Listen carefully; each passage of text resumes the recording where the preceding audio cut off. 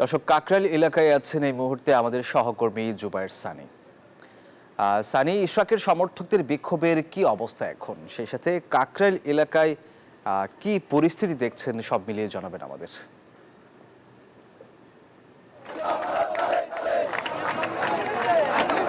কাকরাইল এলাকা কিন্তু এখনো ইশরাকের সমর্থকরা তারা মিছিল করছেন, স্লোগান দিচ্ছেন এবং অবস্থান কর্মসূচি পালন করছেন। আমার ঠিক পিছনে দেখতে পাচ্ছেন যে বিপুল সংখ্যক তার সমর্থক তারা কিন্তু এখনো কাকরাইলে যমুনার যে গেট রয়েছে, সেখানে যমুনার প্রবেশ যে মুখটি রয়েছে সেখানে কিন্তু তারা অবস্থান করছেন।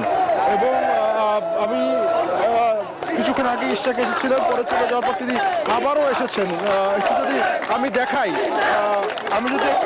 একটু দেখাই যে মাত্রই কিন্তু আবার ইশরাক হোসেন তিনি কিন্তু আবার এখানে নেতাকর্মীদের সঙ্গে দেখা করতে এসেছেন এবং তার আগে তিনি যখন কথা বলেছেন তখন তিনি কয়েকটি দাবি জানিয়েছেন। এর মধ্যে অন্যতম একটি দাবি হচ্ছে যে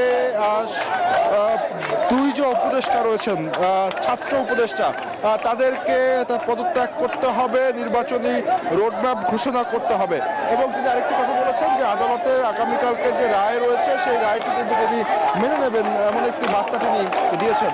তো তিনি বলছেন যে যে পর্যন্ত দাবি আদায় না হবে সেই পর্যন্ত কিন্তু তাদের যে অবস্থান কর্মসূচি সেটি চলবে। আমরা দেখেছি যে ইশরাক হোসেন এখনও কিন্তু তিনি আবারও এখানে যারা আন্দোলনকারী রয়েছেন সেখানে এসেছেন, তাদের সঙ্গে হাত মেলাচ্ছেন এবং সবার সঙ্গে কথা বলছেন।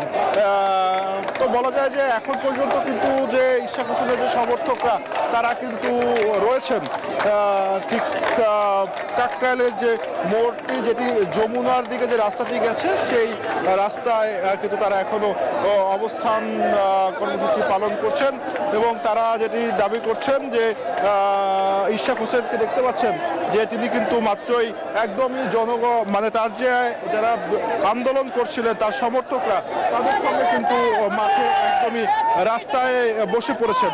আমরা যদি একটু ক্যামেরার চোখে দেখাতে চাই যে তিনি কিন্তু তাদের সঙ্গে একাত্মতা জানিয়ে তিনি কিন্তু তাদের সঙ্গেই বসে পড়েছেন এবং তার আগে তিনি কথা বলেছিলেন এবং সেখানে তিনি যে দাবিগুলো জানিয়েছেন তার মধ্যে অন্যতম হচ্ছে নির্বাচনী রোডম্যাপ ঘোষণা করা এবং সেই সঙ্গে যে ছাত্র উপদেষ্টারা রয়েছে তাদের পদত্যাগ করা সহ বেশ কয়েকটি কথা তিনি বলেছেন।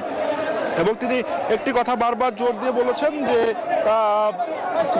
কোনো ধরনের অন্যায় আচরণ মেনে নেওয়া হবে না। তাদের যারা আন্দোলনকারীরা যারা রয়েছেন তারা কিন্তু তাদের যে আন্দোলন সেটি তারা চালিয়ে যাবেন, তাদের অবস্থান কর্মসূচি সেটি তারা চালিয়ে যাবেন এবং যে কোনো উপায় হোক এবং তারা কিন্তু আসলে তাদের যে অবস্থান থেকে সরবে না। তো এখন দেখতে পাচ্ছেন যে ইশরাক হোসেন যারা আন্দোলনকারী রয়েছেন, যারা তার সমর্থকরা রাস্তায় বসে পড়েছিলেন, সকাল থেকেই তারা এখানে রয়েছেন। বৃষ্টি হওয়ার পরও তারা এখান থেকে যাননি। এখন তাদের সঙ্গে তিনি কিন্তু একাত্মতা ঘোষণা করে সেই রাস্তার মধ্যেই বসে পড়েছেন এবং কিছুক্ষণ আগে তিনি যেটা বলছিলেন যে দাবি আদায় না হওয়া পর্যন্ত তিনি তার অবস্থান ছাড়বেন না, সেই জায়গাটি তিনি অনড় রয়েছেন দেখতে পাচ্ছেন। এবং তার যারা সমর্থক রয়েছে তাদের সঙ্গে কিন্তু তিনি এখন রাস্তায় অবস্থান করছেন এবং সেখানে কিন্তু তিনি অবস্থান করছেন।